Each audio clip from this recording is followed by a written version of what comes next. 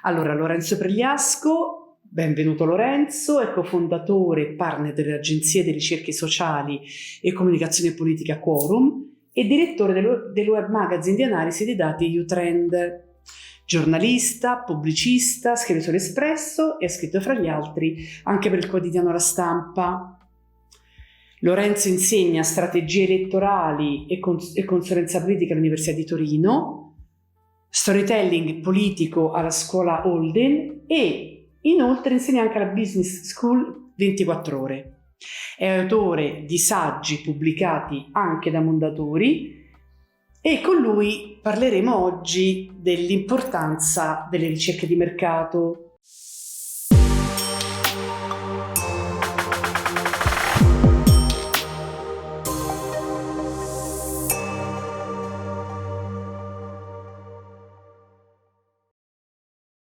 Allora Lorenzo, benvenuto di nuovo. Grazie. A cosa servono le ricerche di mercato e quali sono i casi in cui ritieni essere indispensabile farle? Ma le ricerche di mercato effettivamente sono decisive per chiunque voglia capire come la pensano le persone, e capire come la pensano le persone è un valore determinante non solo per operazioni commerciali. Penso al tipo di progetti su cui lavoriamo noi principalmente, che sono progetti legati ad esempio alla reputazione, al posizionamento corporate, alla comunicazione istituzionale. Ecco, anche in tutti questi ambiti alla fine conoscere le priorità, le sensibilità, i messaggi che funzionano e che non funzionano sui vari temi è un valore importantissimo, e soprattutto diciamo che avere queste risposte, avere dati di ricerca che consentono di avere risposta a queste domande costituisce un vantaggio competitivo rispetto agli altri, rispetto ai concorrenti. Quindi in un certo senso non c'è motivo, ecco, per non affidarsi alle ricerche, soprattutto quando le ricerche sono in grado di smentire alcune idee, alcuni preconcetti che possiamo avere. Sono quelli i casi in cui forse sono particolarmente preziose. Secondo uno studio di Nielsen di qualche anno fa, il 76% dei lanci di nuovi prodotti fallisce con il conseguente ritiro prematuro dal mercato, e i danni naturalmente di questi fallimenti sono enormi sia dal punto di vista economico che quello finanziario. Tra le cause individuate ci sono sia uno scarso livello di innovazione che la ricerca conoscenza delle relazioni dei possibili consumatori finali. Quindi quanto è importante acquisire dati affidabili sul gradimento dei nuovi prodotti o servizi da parte dei consumatori e in che modo farlo secondo te? Ci si scontra in realtà spesso con l'idea che chi ha un'idea imprenditoriale o un'idea comunicativa per un'azienda abbia già tutti gli elementi, no, per decidere che cosa funziona e che cosa no, che cosa è efficace e che cosa no, che cosa parla alle persone giuste e che cosa no. La realtà è che non c'è modo migliore per avere risposta a queste domande che chiederlo agli utenti, agli elettori, ai cittadini, Esatto. ai consumatori, proprio perché nei casi in cui l'idea che noi abbiamo, no, in partenza sia diversa da quella che registriamo parlando con le persone, abbiamo la possibilità, grazie alle ricerche, di ricrederci, di adattare il lavoro che stavamo impostando, e questo passaggio non sempre viene fatto, non sempre forse c'è anche un po' l'umiltà di farlo, ma invece è un passaggio arricchente, e il non farlo può portare a grandi errori di comunicazione, di posizionamento, di branding. Sempre grazie Lorenzo. Quali sono gli aspetti del nostro lavoro che non arrivano alle aziende che non scelgono di fare ricerca? Secondo te sono spaventati da cosa? Dal costo? Non siamo bravi noi a far comprendere loro l'importanza di fare ricerca?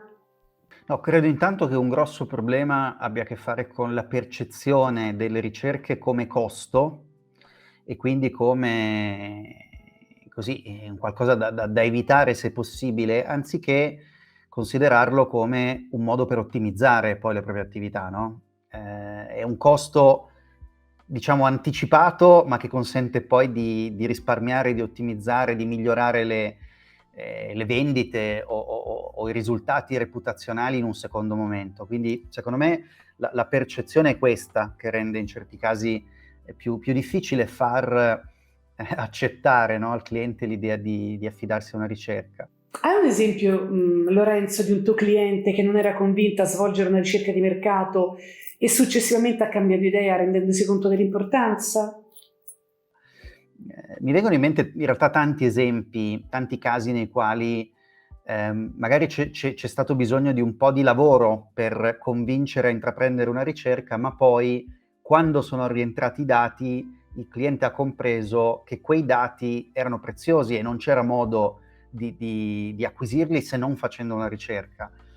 Penso anche molto alle ricerche qualitative, che sono un campo che voi conoscete, frequentate molto. Anche lì sono complicate, no? Certe volte da far comprendere al cliente, perché non sono numeriche, non sono trasformabili in numeri in modo immediato, ma spesso sono proprio il tipo di ricerca che dà quegli elementi più profondi, più di dettaglio, più di motivazione, che aiutano il cliente poi a muoversi nel modo più efficace. Se posso aggiungere, dato che parli di ricerca qualitativa e noi nel RFR la soprattutto svolgiamo ricerca qualitativa da oltre 20 anni, ci capita a volte di non riuscire a far comprendere il valore reale di un'indagine qualitativa, dove magari con 1 o 2 focus group, 3, quindi con una numerosità, una rappresentatività di 8 persone sedute intorno al tavolo, di far riuscire a comprendere al nostro interlocutore che abbiamo di fronte l'universo, perché magari delle volte si pensa che soltanto attraverso una ricerca quantitativa, quindi su un campione rappresentativo importante, si riescano ad ottenere dei dati. Quindi come possiamo per esempio veicolare questo dato da far comprendere ai nostri interlocutori? È così, spesso c'è un po' di diffidenza, diciamo in generale, no, verso le ricerche, anche quelle quantitative devo dire, però le ricerche quantitative, diciamo, arrivano in modo un po' più immediato, no, proprio perché danno l'idea comunque di coinvolgere centinaia, migliaia di persone e questo dà una percezione di maggiore solidità. Io dico sempre che la differenza tra le ricerche quantitative e quelle qualitative non sta nell'utilità, ma sta nella funzione. Cioè la funzione Chiaro. della ricerca qualitativa è quella di raggiungere delle cose, delle consapevolezze, dei dettagli che la quantitativa difficilmente ti dà. E per avere questa profondità in più devi sacrificare un po' di generalizzabilità, no? Perché sono appunto 8 Certo. persone, 16, 24, a seconda di quanti focus group fai, e quindi non avrai mai un campione statisticamente rappresentativo. Per cui sì, devo dire che questo è un altro passaggio non semplice. Esattamente. E quando è il caso, secondo te, in quali casi è opportuno sommare le 2 metodologie, la qualitativa e la quantitativa? In questo caso tra noi non parliamo di test di usabilità, UX, eccetera, parliamo soltanto di ricerca pura, di sommare la ricerca qualitativa con quella quantitativa. Quindi in quali casi, secondo queste 2 metodologie, vanno applicate di pari passo? Fa parte un po' poi anche del nostro lavoro, ovviamente. Non sempre è semplice appunto far capire che ci danno 2 informazioni diverse questi metodi, e quindi servono entrambe. Spesso appunto la tentazione del cliente è quella di semplificare, di tagliare quello che appunto vede come un costo, no? Invece in molti casi il valore sta proprio nell'avere entrambe le dimensioni, e comunque è qualcosa che insomma fortunatamente si fa, fortunatamente viene accettato, non sempre, ma qualche volta viene accettato dal cliente l'idea di avere sia quantitativo sia qualitativo, e spesso appunto in questi lavori, in questi progetti hai la conferma che servivano entrambi i tasselli, perché ti dicono comunque cose diverse da prospettive diverse. Siamo quasi alla fine, Lorenzo. Se potessimo sintetizzare il nostro messaggio per i nostri interlocutori finali, perché fare ricerca e perché no? Quali sono i vantaggi e svantaggi, se ce ne sono? Cosa potremmo dire? Direi perché farle, perché la fortuna di qualunque iniziativa sociale, commerciale, istituzionale dipende non da noi, ma dagli altri, dalle altre persone. E quindi se non interpelli le altre persone non puoi aspettarti di avere tutte le risposte di cui hai bisogno nel momento in cui vuoi lanciare un progetto. Quindi motivo per farle è questo, in sostanza. Motivo per non farle è se, sbagliando dal mio punto di vista, le consideri un costo e non un investimento che poi ti ritorna, che poi ti dà rientri migliori, ti dà indicazioni per ridurre magari i costi in un secondo momento. Ecco, spesso la percezione è questa ed è però una percezione sbagliata, quindi ti direi, Silvana, perché non farle solo, puoi trovare motivi per non farle solo se dal mio punto di vista hai questa percezione non corretta, cioè che siano un costo e non un investimento.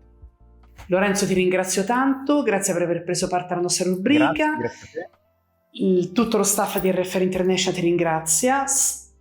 Speriamo di vederci nuovamente sul nostro canale di YouTube, magari argomentando altre tematiche. Grazie Lorenzo. Grazie a voi.